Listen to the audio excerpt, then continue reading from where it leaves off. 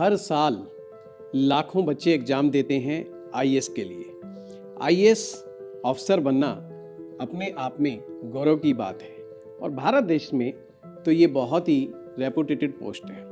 किसी का भी बच्चा आईएएस बन जाए उसके लिए ये एक बहुत ही सुखद पल होता है और वो विद्यार्थी जो दिन रात मेहनत करते हैं आईएएस की परीक्षा के लिए, पर होते कुछ ही हैं उसके अंदर से पास।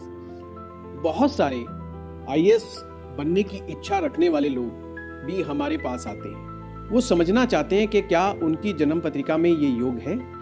आइए आज के इस वीडियो में हम टोटल इसी ही टॉपिक पे बात करेंगे।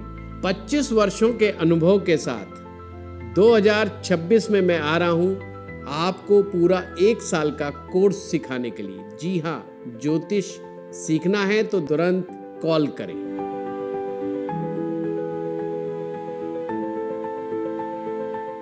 आईएएस अफसर बनने के लिए जन्म पत्रिका में कौन कौन से ग्रहों की स्थिति को देखना आवश्यक है, किस भाव को देखना और समझना आवश्यक है, क्या कॉम्बिनेशन होना चाहिए आपकी कुंडली में, तो आपके लिए ये हेल्पफुल होगा। आईएएस बनने के लिए जितने भी सिद्धांत आवश्यक हैं आज हम आपको इस वीडियो के माध्यम से समझाने का प्रयास करते हैं। सबसे पहले जो है आईएएस का जब प्रश्न आए आपके दिमाग में अपने लिए या किसी और के लिए, तो हमें समझना होगा कि व्यक्ति को राजसत्ता, जी हाँ, राजसत्ता, प्रशासनिक बुद्धि, प्रशासनिक कौशल बहुत आवश्यक है, नहीं तो वो व्यक्ति कामयाब नहीं हो पाएगा। जन सेवा की भावना भी होना चाहिए और संघर्ष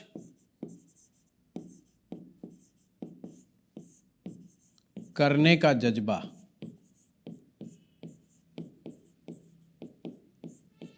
संघर्ष अगर आप नहीं कर पाते तो भी ये बहुत मुश्किल है आपके लिए। और इन सब से बड़ी चीज है अनुशासन।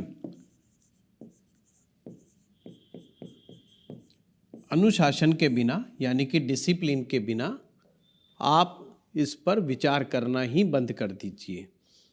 कुछ लोग सोचते हैं कि किस्मत के भरोसे पर हम आईएएस बन जाएंगे। ये बिल्कुल गलत बात है। आपको मेहनत तो बहुत ज़्यादा इसमें करनी ही पड़ेगी। आइए हम लगन कुंडली के द्वारा देखते हैं। लगन कुंडली में सबसे पहले कौन कौन से भाव की आवश्यकता होती है। भाव नंबर 6, छठा भाव, ये हाउस हमारा कंपटीशन का हाउस होता है। ये कंपटीशन का हाउस है। जितने भी प्रकार के कॉम्पिटिटिव एग्जाम होते हैं उन एग्जाम को हम अच्छे ढंग से क्रॉस कर पाएंगे या नहीं, ये जन्म पत्रिका का छठा भाव ही बताता है। जिन लोगों का छठा भाव कमजोर होता है वो कॉम्पिटिटिव एग्जाम में सफलता नहीं अर्जित कर पाते। छठा भाव आपकी जन सेवा से भी जुड़ा हुआ है। 6th हाउस हमारा जन सेवा का भाव भी है। छठे भाव का संबंध संघर्ष करने से भी रिलेटेड होता है। फिर आते हैं हम 10th भाव पर। 10th भाव ये राजसत्ता का भाव है, ये प्रशासनिक शक्तियों का भाव है। इसीलिए हम 10th भाव को हाउस ऑफ एक्शन कहते हैं, हाउस ऑफ एनर्जी, पावर और कंट्रोल करने की, किसी अन्य लोगों को कंट्रोल करने की पावर 10th भाव से आती है। इसीलिए राजसत्ता का भाव यह कहलाता है। 10th भाव यदि किसी व्यक्ति का कमजोर है तो किसी भी पावरफुल पोजीशन पर वह व्यक्ति नहीं पहुंच सकता। दूसरों से काम कराने की प्रतिभा, दूसरों से किस तरह से काम लेना चाहिए, ये ज्ञान भी कुंडली का 10वां भाव ही कहलाता है। इसे हाउस ऑफ सक्सेस भी कहा जाता है। जीवन में किसी भी प्रकार की यदि आपको सफलता चाहिए तो 10वां भाव उसके लिए जिम्मेवार है। फिर है 11वां भाव। 11वां भाव ही आपको आपका सिलेक्शन करवाता है, यानी कि आपका सिलेक्शन होगा कि नहीं होगा आईएएस एग्जाम में, ये बात 11वां भाव ही बताता है। तो 6, 10 और 11 ये 3 हाउस ऐसे हैं जो आपको प्राइमरी रूप से डिसाइड करते हैं कि आप आईएएस की परीक्षा में बैठने लायक हैं या नहीं। फिर दूसरा फैक्टर जो है बड़ा इम्पोर्टेंट, कभी कभी ये हर चीज को ओवरराइड कर जाता है, वो है आपका भाग्य भाव या आपके बड़े बुजुर्गों का आशीर्वाद, आपके दैविक शक्तियों का आशीर्वाद, परमात्मा का आशीर्वाद। अगर भगवान का आशीर्वाद, आपके गुरु का आशीर्वाद आपके ऊपर है तो भी आपको इस चीज़ में बहुत हेल्प मिलती है। तो ये फैक्टर आपको समझ में आ गया कि क्या क्या होना चाहिए। ये 3 भाव प्राइमरी हैं, चौथा मोस्ट इम्पॉर्टेंट है जो बाद में मैंने जोड़ा है आपके सामने, वो जरूरी है। इस तरह से आपने देखा कि हमने जो जो भाव उपयोग में आते हैं उनको हमने समझ लिया है। अब हम ग्रहों को और समझ लेते हैं थोड़ा थोड़ा। ग्रह कौन कौन से जिम्मेवार हैं? सबसे पहले सूर्य, ये बड़ा इम्पोर्टेंट है। मैं अपनी क्लास में भी हमेशा कहता हूँ, कोई भी राजयोग बिना सूर्य के नहीं बनता। सूरज हमें राजा बनाते हैं, अपने फील्ड का राजा बनाते हैं, और आईएएस अफसर भी कोई राजा से कम तो नहीं होता। इनके पास बहुत ज़्यादा पावर्स होती हैं और बहुत, अगर ये अपने पावर का सदुपयोग करें तो लोगों का बहुत बड़ा कल्याण कर सकते हैं। इन्हीं लोगों के कारण ही सरकारें चला करती हैं। एक तरह से इनडायरेक्ट रूप से गवर्नमेंट अक्सर सीनियर आईएएस अफसर ही चलाया करते हैं। खैर, ये सूरज, इसमें समझने वाली बात है, सूर्य ग्रह जो है वो हमारा बहुत इम्पोर्टेंट है। उसके बाद बुध। बुध को मैं इसलिए महत्वपूर्ण मानता हूँ कि बुध का संबंध हमारे इंटेलिजेंस से है। और आपने तो देखा ही होगा कि जो आईएएस के इंटरव्यू भी आपने कभी कभी सुने होंगे। आईएएस ऑफिसर बनने के लिए आपको अच्छा बुद्धिमान होना आवश्यक है, प्लस आप तुरंत इंस्टेंट किसी भी प्रॉब्लम का सॉल्यूशन निकालने में सक्षम होने चाहिए। आपकी मेमोरी पावर अच्छी होनी चाहिए, आपकी कम्युनिकेशन स्किल अच्छी होनी चाहिए। विपरीत स्थितियों में आप कैसे शब्दों का उपयोग करके सिचुएशन को अपने फेवर में बना सकते हैं, ये काबिलियत आप में बहुत अच्छे तरीके से होनी चाहिए। ये सब बुध की शक्तियां हैं। बुध वैसे तो बैंकिंग का प्लैनेट माना जाता है, फाइनेंस का प्लैनेट माना जाता है, पर इन सब विषयों की जानकारी एक आईएएस ऑफिसर को होनी ही चाहिए।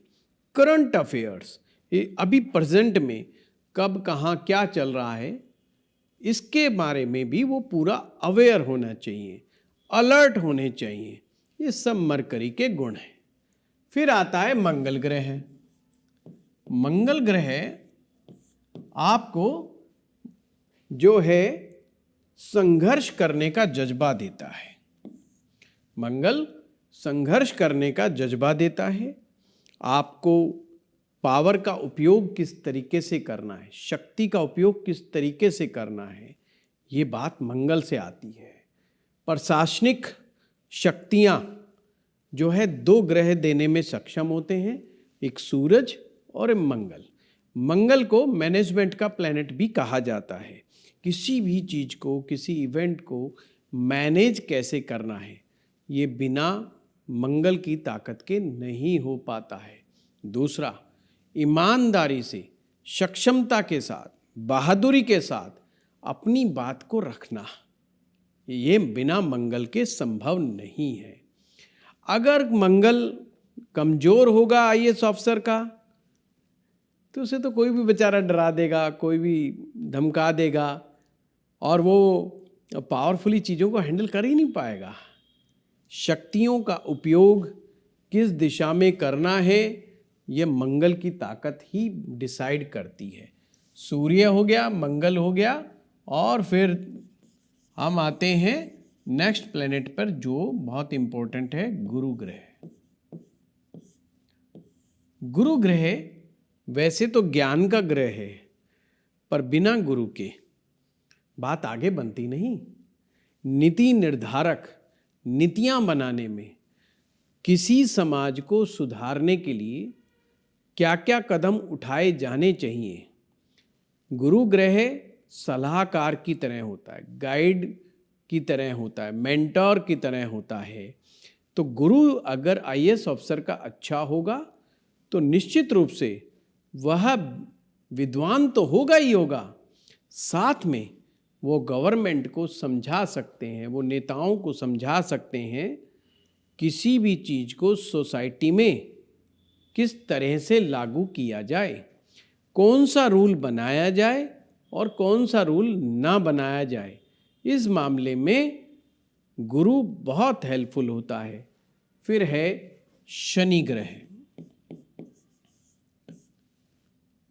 शनि ग्रह हमारे जन सेवा का ग्रह माना जाता है। ये जन सेवा का ग्रह है। शनि जन सेवा तो देता है, साथ में कंसिस्टेंसी के साथ लगातार मेहनत करने का जज्बा भी शनि ही देता है। शनि गरीबों का ग्रह है। ध्यान रखिए, एक आईएएस ऑफिसर भी, उसके दिमाग में भी गरीबों के प्रति एक सहानुभूति अवश्य होनी चाहिए, और गरीबी को कम किया जा सके उसके लिए क्या करना चाहिए, क्या उनसे कदम उठाए जाने चाहिए, ये बात का हुनर भी शनि देता है। ये 5 ग्रह याद रखिए, सूरज, बुध, मंगल, गुरु, शनि, ये 5 ग्रह ऐसे हैं जो किसी व्यक्ति को आईएएस बनाने के लिए प्राइमरली चाहिए ही चाहिए। अगर ये सारे के सारे वेल प्लेस्ड हैं तो निश्चय, और वेल प्लेस्ड का मतलब कई बार हमारे दर्शक गलत समझ जाते हैं। वो समझते हैं कि जो ग्रह उच्च का है वही अच्छा है, ऐसा नहीं होता। वेल प्लेस्ड का मतलब है ज्योतिष में ग्रह अपने भाव से इक्वेशनली केंद्र या त्रिकोण में हो तो उसे अच्छा माना जाता है। प्लस वही ग्रह यदि नवमांश कुंडली में अच्छे जगह पर बैठा हो, वेल प्लेस्ड, फिर वही वेल प्लेस्ड, वही इक्वेशनली अच्छी जगह बैठा हो नवमांश कुंडली में भी, तो निश्चित रूप से उसे अच्छा ग्रह माना जाता है। अक्सर हम कहते हैं नीच का ग्रह मतलब बिल्कुल कमजोर, उच्च का ग्रह मतलब बहुत बढ़िया। ऐसा हमेशा नहीं होता है। इसीलिए कहता हूं ज्योतिष को सिस्टमेटिक वे से, स्टेप बाय स्टेप समझने से होता है।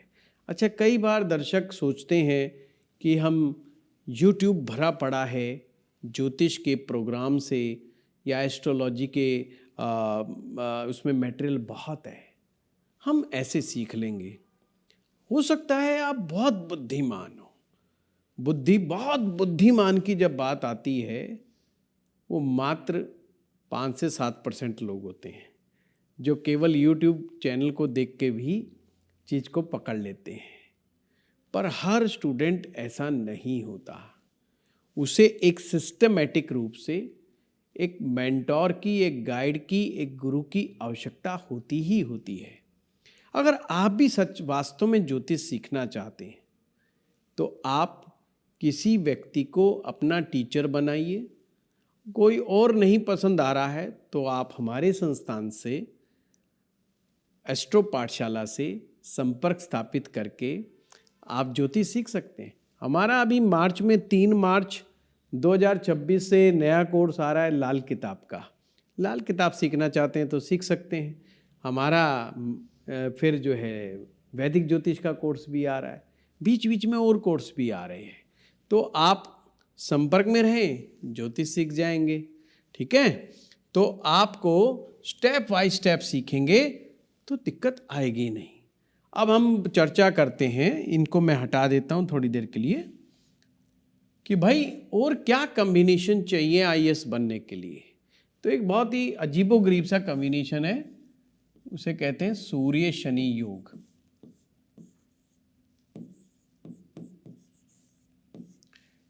यानी कि सूर्य शनि का कोई संबंध जरूर बनना चाहिए।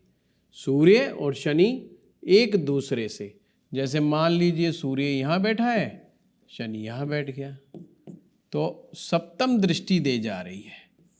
शनि सूरज को देख रहा है, सूरज शनि को देख रहा है। ये संबंध कहाँ कहाँ होना चाहिए? या तो D1 चार्ट में यानी मेन कुंडली में ये संबंध होना चाहिए। अगर मान लो नहीं होता, कोई बात नहीं, उसको फिर D9 में चेक करें। अगर D9 में भी नहीं है फिर D10 में चेक करें। आप किसी भी आईएएस अफसर के ये D1 चार्ट, मेन कुंडली, नवमांश कुंडली और दशमांश कुंडली, इन 3 कुंडलियों में देखेंगे तो सूरज और शनि का योग आपको मिलेगा ही मिलेगा। ये ध्यान से समझने वाली बात है, इसको कभी इग्नोर नहीं करना इस सूत्र को। रीजन क्या है? सूर्य जो है वो राजा है,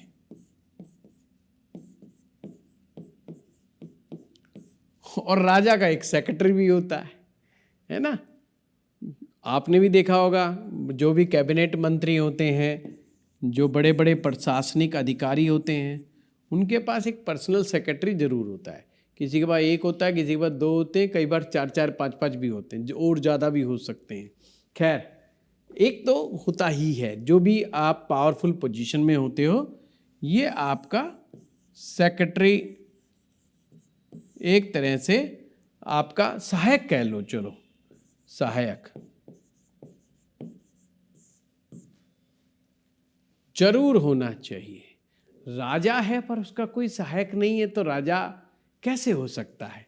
आप सोचिए, राजा है पर उसके पास कोई नौकर चाकर नहीं है, कैसे हो सकता है ना। तो सूरज है पर उसके नौकर चाकर कहाँ पर रहेंगे, उसका सेक्रेटरी कहाँ होएगा? तो जब तक इन दोनों का आपसी संबंध किसी रूप में ना बन जाए। अब संबंध कितने प्रकार से बनते हैं? ज्योतिष में संबंध 6 तरह से बनते हैं।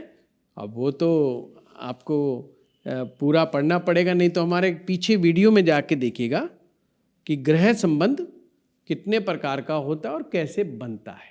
ये हमने एस्ट्रो पाठशाला में डाला हुआ है, चिंता ना करें, है ना। तो आपको ये सब देखना है। और दूसरा क्या कॉम्बिनेशन देखना है, क्या चीज़ देखनी है? और दूसरी चीज़, कोई राजयोग जरूर बना होना चाहिए। राजयोग का मतलब आप कोशिश करें उनमें केंद्र का स्वामी या त्रिकोण का स्वामी। केंद्र क्या होता है? 1, 4, 7, 10, त्रिकोण 1, 5, 9। इनके स्वामी ग्रह कहीं केंद्र या त्रिकोण में युति बना ले तो एक प्रकार से ये राजयोग बन जाता है।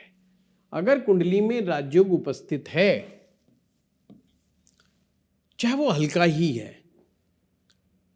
फिर भी आईएएस बनने के चांसेस बन जाते हैं। तीसरी चीज जो वो भी महत्वपूर्ण है, वो है चंद्रमा का कमजोर होना। चंद्रमा का कमजोर होना।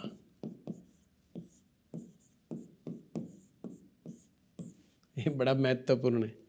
कई बार हम जो है ऐसी कुंडलियों को बड़ा इग्नोर कर देते हैं जिसमें चंद्रमा कमज़ोर होता है। चंद्रमा शनि के साथ बैठा है, राहु के साथ बैठा है, केतु का बैठा है, नीच राशि में बैठा हुआ है।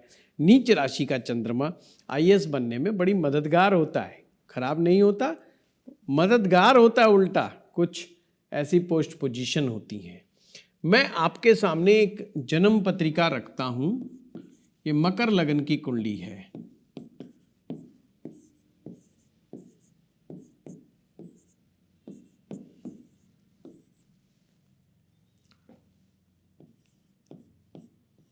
यहाँ पर शनि बैठे हैं और यहाँ पर सूर्य बुध बैठे हैं और यहाँ पर चंद्रमा बैठे हैं, यहाँ पर गुरु ग्रह बैठे हैं। आप समझिए बात को। अन्य ग्रह भी बैठे हैं, क्योंकि मैं इनको बहुत अच्छे से जानता हूँ, इसलिए मैं पूरी कुंडली नहीं जानबूझ के डालूंगा। सिर्फ आपको समझाने के लिए इनके लगन कुंडली में ही सूर्य शनि आमने सामने है। कमाल की बात तो ये है, यदि हम इनका नवमांश देखते हैं, नवमांश में भी सूर्य शनि आमने सामने ही है। फिर D10 चार्ट देखते हैं तो वहाँ पर भी सूर्य शनि आमने सामने ही हैं। तीनों जगहों पर सूर्य शनि आमने सामने हैं। खैर, चंद्रमा मैंने दिखाई दिया आपको, नीच राशि में बैठा हुआ है। अब आईएएस बनने के लिए और क्या चीज चाहिए? वो है सबसे इम्पोर्टेंट दशा। इसका बहुत बड़ा योगदान है। अगर व्यक्ति की कमजोर कुंडली है, अब कमजोर कुंडली का मतलब यह है कि ये नहीं कि उसमें सारे ग्रह उच्च के बैठे हैं, ऐसा नहीं। कि कमजोर कुंडली का मतलब है कि कोई भी ग्रह उच्च का नहीं बैठा हुआ उस कुंडली के अंदर, कोई भी ग्रह बहुत स्ट्रांगली वेल प्लेस्ड नहीं है, पर इक्वेशनली सही बैठे हुए। इक्वेशनली खराब नहीं होने चाहिए। अगर इक्वेशनली ठीक बैठे हुए हैं और अच्छी दशा, इक्वेशनली ठीक बैठने का मतलब जो नियम आपको आईएएस बनने के लिए बताए, उन नियमों की पूर्ति वह चार्ट यदि करता है और सामान्य दृष्टिकोण से वह कुंडली देखने में कमजोर नजर आती है, पर दशा अच्छी मिल जाए तो व्यक्ति आईएएस बनेगा ही बनेगा। ये समझ गए बात।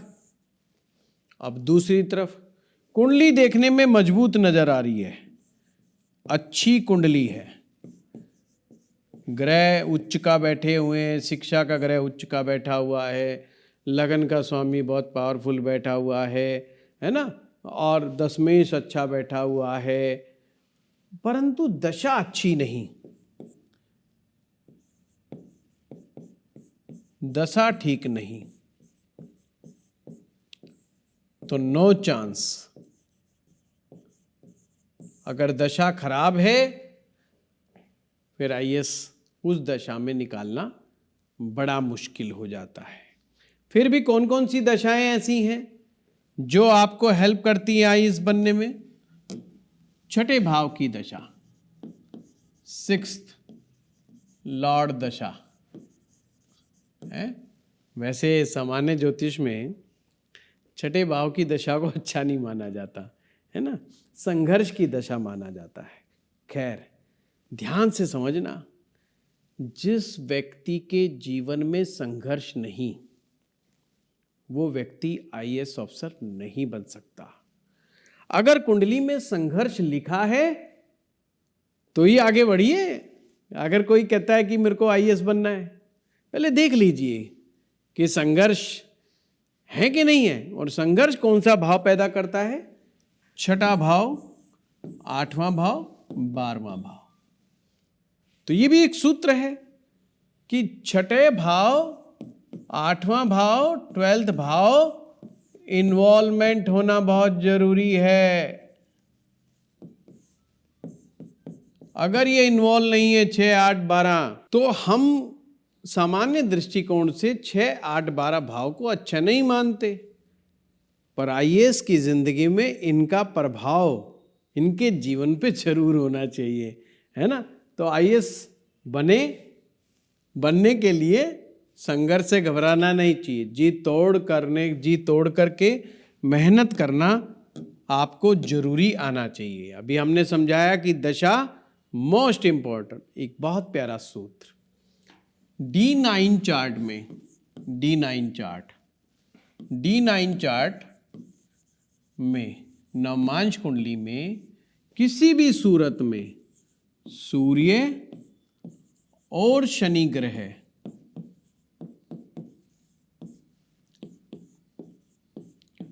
कमजोर नहीं होने चाहिए।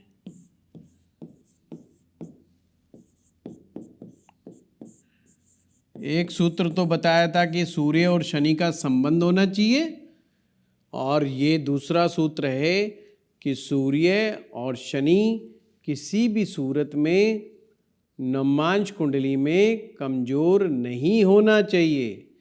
यानी कि सूरज छठे भाव में नवमांश कुंडली में, 8वें में, 12वें में नहीं होना चाहिए, नीच राशि में नहीं होना चाहिए, राहु केतु के साथ नहीं होना चाहिए। ये सिंपल फार्मूला है D9 चार्ट में। अगर आप इन सभी कंडीशंस को फुलफिल करते हैं तो निश्चित रूप से आईएएस बनेंगे। अब आपने एक चीज़ गौर की होगी इस पूरे वीडियोस में कि हमने लगन कुंडली की बात नहीं की। हमने लगन कुंडली की बात ही नहीं की। लगन का स्वामी अच्छी जगह बैठे तो उसे ज्योतिष में अच्छा माना जाता है, पर जैसा कि मैंने कहा,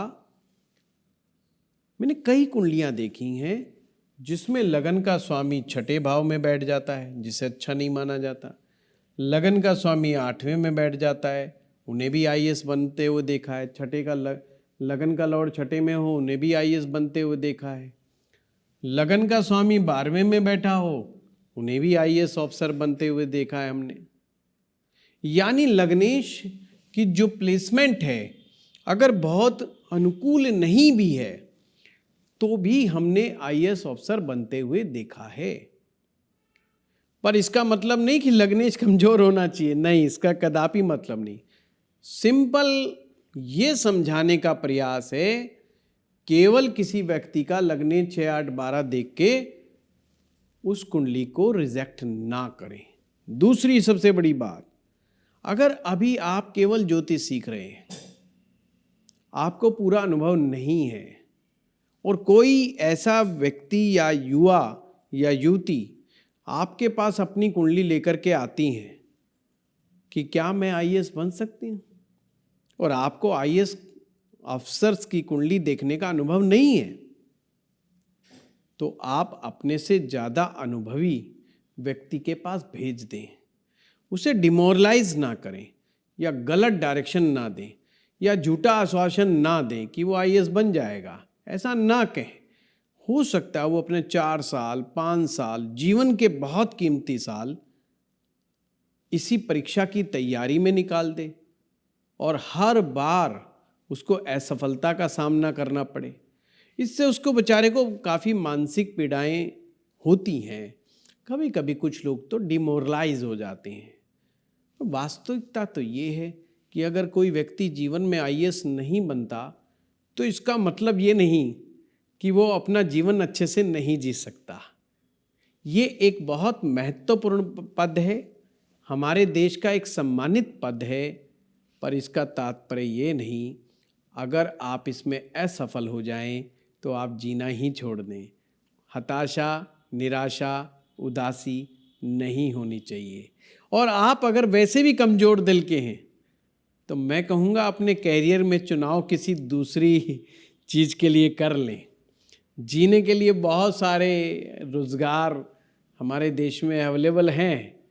अच्छा जीवन जीने के लिए बहुत सारे काम अवेलेबल हैं जिन्हें करके आप एक रेस्पेक्टेड वेल्थ कमा सकते हैं।